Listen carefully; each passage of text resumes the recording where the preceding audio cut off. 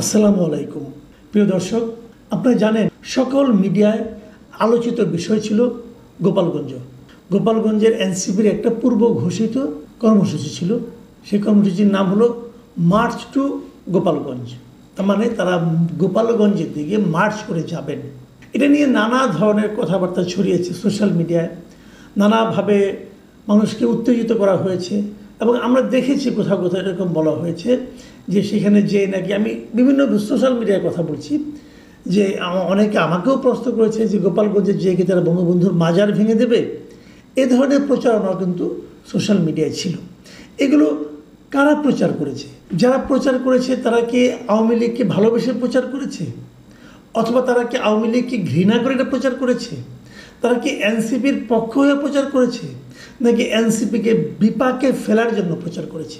তবে এটা ঠিক, গোপালগঞ্জের মানুষ যদি জানে যে সেখানে যে বঙ্গবন্ধুর মাজার ভেঙে দেওয়া হবে, ওনার কবর ভেঙে দেওয়া হবে, তাহলে গোপালগঞ্জের মানুষ সেন্টিমেন্টাল হবে, আবেগপ্রবণ হবে। এটা কিন্তু অস্বাভাবিক কিছু না। আমরা কিন্তু এই এনসিপির মধ্যে একটা জিনিস দেখেছি। দেখুন, 17 বছর ধরেন, 16 বছর ধরেন শেখ হাসিনা একটা স্বৈরাচারী শাসন এদেশে কায়েম করেছিল। কে করেছিল? শেখ হাসিনা করেছিল, অথবা শেখ হাসিনার নেতৃত্বাধীন আওয়ামী লীগ করেছিল। আপনি এই পর্যন্ত ধরেন, কোনো সমস্যা নাই। এই অপরাধের জন্য শেখ হাসিনা দেশ ছেড়ে পালিয়েছে। এই অপরাধকে এটাকে বিবেচনা করে বর্তমান সরকার আওয়ামী লীগের রাজনৈতিক কর্মকাণ্ড স্থগিত করেছে, নিষিদ্ধ করেছে দেশে। তো এটা যেটা তো হয়েছে, সরকার ঘোষণা করেছে, যদি এটা আইনগতভাবে হয়েছে কিনা, মানে আদালতের মাধ্যমে হয়নি, সরকার নির্বাহী আদেশে এই কাজটা করেছেন। সেই নির্বাহী আদেশে করাটা কতটা ভালো হয়েছে মন্দ হয়েছে সেটা অন্য বিতর্ক, কিন্তু তারা করেছে। কিন্তু এর মধ্যে বঙ্গবন্ধু শেখ মুজিবুর রহমান কোথায়, অথবা বঙ্গবন্ধু শেখ মুজিবুর রহমানের মাজার কোথায়? বাট সেগুলো কিন্তু হয়েছে, আমরা দেখেছি। বঙ্গবন্ধুর বিভিন্ন মুরাল ভাঙা হয়েছে সারা দেশ থেকে বঙ্গবন্ধু শেখ মুজিবের নামটাকে, ওনার বিভিন্ন চিহ্নকে নিশ্চিহ্ন করার একটা প্রবণতা কিন্তু আমরা এই সরকারের মধ্যেও দেখেছি এবং এনসিপির নেতাদের মধ্যেও দেখেছি। যে এনসিপির নেতারা আগে গলার রগ ফুলিয়ে আমার বঙ্গবন্ধু নামে বিতর্ক প্রতিযোগিতায় অংশ নিতেন, কথা বলতেন, পুরস্কার পাওয়ার চেষ্টা করতেন, তারা এখন বঙ্গবন্ধুকে পারলে মানে যাচ্ছে তাই হিসাবে তারা প্রমাণ করার চেষ্টা করেন। সেটা যেটাই হোক, এখন এইরকম একটা পরিস্থিতি আগেই ক্রিয়েট করে যখন এনসিপির লোকজন গোপালগঞ্জে যায় মিটিং করতে, তো সেখানে গণ্ডগোল হবে এটাই কিন্তু মানুষের সাধারণ একটা ধারণা। কারণ তারা যাওয়ার আগের থেকে আমাকে বিভিন্ন জন সকাল থেকে ফোন করছিলেন যে ওখানে কী হচ্ছে গোপালগঞ্জে। শেষ পর্যন্ত কী হয়েছে? শেষ পর্যন্ত গোপালগঞ্জে এনসিপি সেই সমাবেশকে কেন্দ্র করে সংঘর্ষ হয়েছে, হামলা হয়েছে, 3 জন লোক মারা গেছে। এই 3 জনের যতটুকু পরিচয় পাওয়া গেছে, একজনের নাম হলো দীপ্ত সাহা, তার বয়স 25, আরেকজনের নাম হলো রমজান কাজী, তার বয়স 18, আরেকজনের নাম হলো সোহেল মোল্লা, তার বয়স 41। এবং এদের আত্মীয়স্বজন যা কিছু বলেছে, তারা কেউ হয়তো রাস্তা দিয়ে যাচ্ছিল, পুলিশের গুলি, এর সময় গুলিবিদ্ধ হয়ে মারা গেছে। এছাড়া আরও প্রায় 9-10 জন গুলিবিদ্ধ অবস্থায় এখনও হাসপাতালে চিকিৎসাধীন আছে। তবে এরা কেউ এনসিপির কেউ বলে জানা যায়নি, মানে পুলিশের গুলিতে তারা আহত হয়েছে। এখন এই ঘটনাটাকে আপনারা কীভাবে বিশ্লেষণ করবেন, কীভাবে মূল্যায়ন করবেন, এইগুলো নিয়ে কিন্তু আলোচনা হতে পারে। তার আগে আমি বরং এই ঘটনার প্রেক্ষিতে এরই মধ্যে সরকার কিংবা প্রধান বিরোধী দল বিএনপি কিংবা জামায়াতে ইসলাম তাদের প্রতিক্রিয়াটা একটু ছোট করে দেখে নিতে চাই। আর তারও আগে বলতে চাই যে এই ঘটনা যখন ঘটে, মানে তারা প্রথমে গোপালগঞ্জের পৌর পার্কে এনসিপির একটা সমাবেশ হয়। সেই সমাবেশের লোক সংখ্যা খুব বেশি ছিল বলে আমার কাছে মনে হয়নি। আমি যতগুলি ভিডিও দেখেছি খুব বেশি লোক ছিল না। তারপরে মিটিংটা শেষ হওয়ার পরে বিপুল সংখ্যক লোক, কয়েকশো লোক লাঠিসোঁটা নিয়ে এনসিপি নেতাকর্মীদেরকে ঘিরে ধরে। এ সময় পুলিশ এবং সেনাবাহিনীর লোকজন দিয়ে সাউন্ড গ্রেনেড, ফাঁকা গুলি এগুলি ছুড়ে তাদেরকে উদ্ধার করে এবং তারা সেনাবাহিনীর সাজোয়া গাড়িতে করে এনসিপির নেতারা গোপালগঞ্জ ত্যাগ করেন। এরও ঘটনা।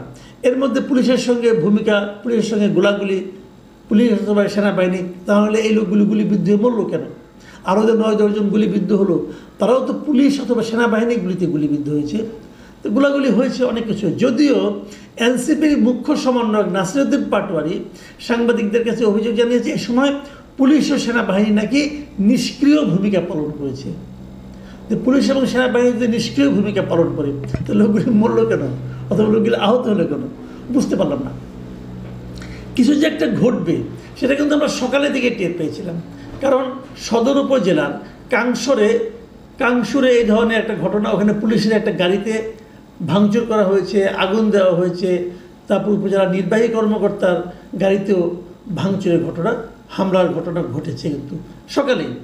তারপরে এই মিটিংটা আমি বুঝলাম না প্রশাসন কেন করতে দিল, দরকার তো কোনো ছিল না, মিটিংয়েরও তেমন কিছু হয়নি, এটা তো অন্যভাবে হতে পারত, কিন্তু মারামারি ঘটাতে হবে, ভাঙচুর করতে হবে, লোকজন মরতে হবে। প্রশাসন যখন কোনো মিটিংয়ে 144 জারি করে, নানা রকম পরিস্থিতি বিবেচনা করে, প্রশাসন কি জানতো না এখানে যে এরকম একটা ঘটনা ঘটতে পারে? জানা উচিত ছিল। আমি প্রশাসনের ভূমিকার কিন্তু সমালোচনা করা প্রয়োজন বলে মনে করি। আসলে আমরা দেখি মির্জা ফখরুল ইসলাম আলমগীর কী বলেছেন। মির্জা ফখরুল ইসলাম আলমগীর এনসিপির কর্মসূচিকে হামলাটাকে ন্যাক্কারজনক বলেছেন এবং হামলাকারীদের দ্রুত গ্রেপ্তারের জন্য আহ্বান জানিয়েছেন। তিনি বলেছেন, আমি যদি ওনার কথাটা পড়ে শোনাই তাহলে উনি কী বলেছেন, উনি বলেছেন ছাত্র জনতার আন্দোলনে আওয়ামী স্বৈরাচারী শাসক গোষ্ঠীর পতনের পর দুষ্কৃতিকারীরা আবারও দেশের অস্থিতিশীল পরিস্থিতি সৃষ্টিসহ নৈরাজ্যের মাধ্যমে ফয়দা হাসিলের অপতৎপরতায় লিপ্ত হয়েছে।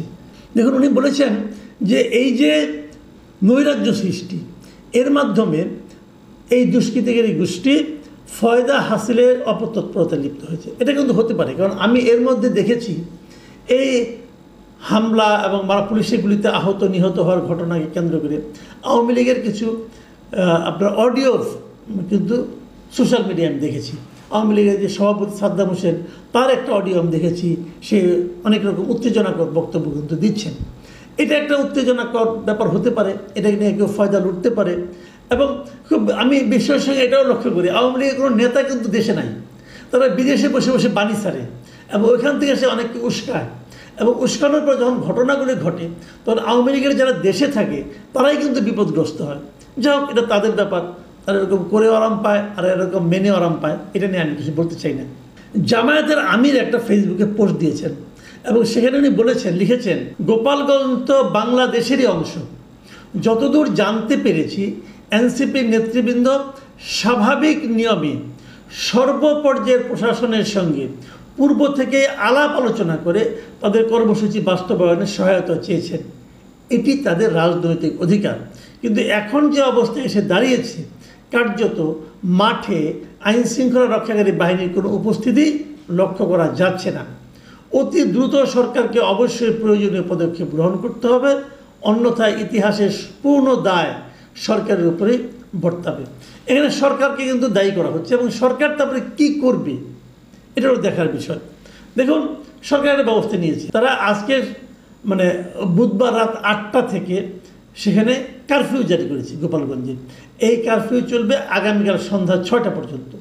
কেন এই মুহূর্তে কারফিউর কী দরকার ছিল? হয়তো তার এনসিপির কেউ নাই, তার মানে এই কারফিউ জারি করা হয়েছে মূলত, আমার যেটা ধারণা, যে অপরাধীদেরকে ধরার জন্য। যদি এটা হয় ভালো, আমি এটা নিয়ে কিছু বলতে চাই না, কিন্তু প্রশ্ন হলো এটা আজকে সন্ধ্যায় প্রেস উইং জানিয়েছে এবং তারা আরও জানিয়েছে এটার জন্য পুলিশ কন্ট্রোল রুম থেকে সব কিছু নাকি মনিটরিং করা হচ্ছে।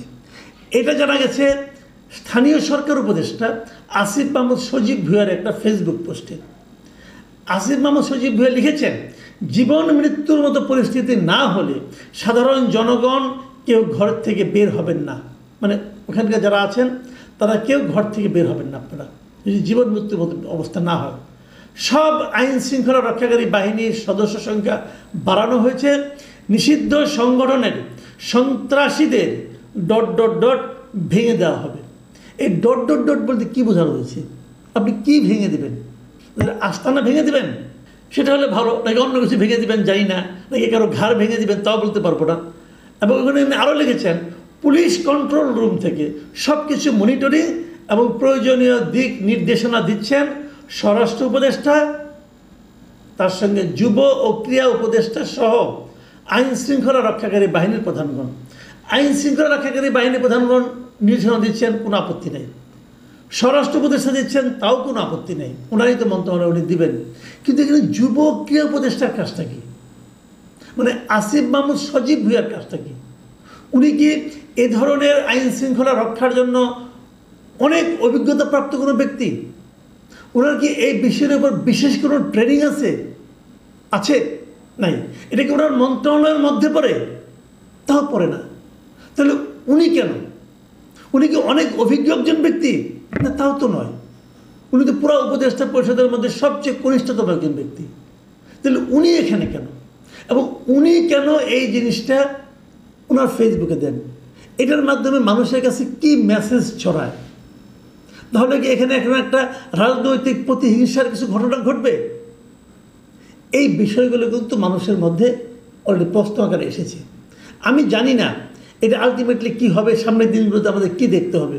তবে আমি খালি এটুকু বুঝি, এই সামনের দিনগুলো গোপালগঞ্জের মানুষের জন্য ভালো কিছু ঘটবে বলে আমার কাছে মনে হয় না। যদি সেটা হয়, গোপালগঞ্জ নিয়ে অনেক কথা আছে। হাসিনার আমলে এই জেলার লোকজন অনেক বাড়তি সুবিধা পেয়েছে, এটা যেমন সত্য। তার আগে দেখেছি বিএনপি আমলে বগুড়ার লোক বাড়তি সুবিধা পেয়েছে, এটাও সত্য। তার অনেক পরে বর্তমানে দেখছি ইউনূস সাহেবের আমলে চট্টগ্রামের লোক সুবিধা পাচ্ছে, এটাও সত্য। এবং গ্রামীণ ব্যাংকের লোকজন সুবিধা পাচ্ছে, এটাও সত্য। এগুলো তো আমরা দেখে আসছি। এগুলো তো আমাদের ক্ষমতায় যারা থাকে তাদের কালচারে পরিণত হয়েছে। এখন একদল যখন নেমে যায়, আরেকদল তাদের ওই জেলাগুলিকে তখন নানা রকমভাবে নির্যাতনের মুখে পড়তে হয়। কেন পড়তে হয় জানি না। এখন গোপালগঞ্জে যেন সেই সময়টা চলে এসেছে কিনা আমি সেটাও বলতে পারবো না। আমি খালি একটা কথা বলবো, আজকে ছিল 16ই জুলাই। জুলাই আন্দোলনের সবচেয়ে স্পার্কিং যে মুভটা সেটা আজকের দিনে হয়েছিল। আজকের এই দিনে এনসিপিকে কেন গোপালগঞ্জেই যেতে হলো? এনসিপির সারা দেশে যে পদচারণা, ততটা পদচারণা কি গোপালগঞ্জে আছে? থাকার কোনো কারণ নাই। এনসিপি সারাদিন যেভাবে বঙ্গবন্ধুর নামে উল্টাপাল্টা কথাবার্তা বলেন, সেটা শোনার পর ওনারা কি আশা করেছিলেন যে গোপালগঞ্জের লোক তাদের ফুলের মালা নিয়ে তাদেরকে বরণ করবে? তাহলে গোপালগঞ্জেই কেন? তাহলে কি এই যে গণ্ডগোলটা হবে, এই গণ্ডগোলটাকে মানে ইনিশিয়েট করার জন্য কোনো মতলব কারো ছিল? অথবা প্রশাসনই বা কেন এই ব্যাপারে পর্যাপ্ত নিরাপত্তার ব্যবস্থা করতে পারলো না? এটাও কিন্তু প্রশ্ন আকারে আমার ধারণা আসবে। সাধারণ মানুষ এই সমস্ত প্রশ্ন করছে। আপনি হয়তো বলবেন সাধারণ মানুষের প্রশ্নের উত্তর দেওয়া দরকার কি? দেব না, আপনি দেবেন না, কিন্তু মানুষের মনে প্রশ্নগুলি কিন্তু বিদ্যুৎ বেগে ছড়িয়ে যাবে। এবং সারা দেশের মানুষের মধ্যে যদি এই ধরনের প্রশ্ন থাকে, সেটা সরকারের জন্য অথবা রাজনৈতিক দলগুলোর জন্য, যারা এই মুহূর্তে খুবই ক্ষমতাধর রাজনৈতিক দল, তাদের জন্য কিন্তু সুখকর কোনো ফল নিয়ে আসবে না। প্রিয় দর্শক, এখন এই পর্যন্তই। আল্লাহ হাফেজ।